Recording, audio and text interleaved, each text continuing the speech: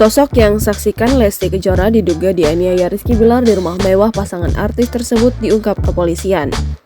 Kepala Bidang Humas Polda Metro Jaya, Kombes Endra Zulpan mengatakan, seorang karyawan Leslar Entertainment, Firda Novialita, menyaksikan dugaan penganiayaan yang dilakukan Rizky Bilar terhadap Lesti Kejora.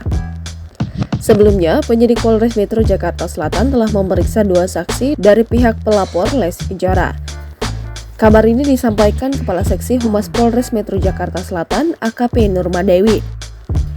Nurma lantas menjelaskan perkembangan kasus KDRT yang dialami biduan dangdut tersebut.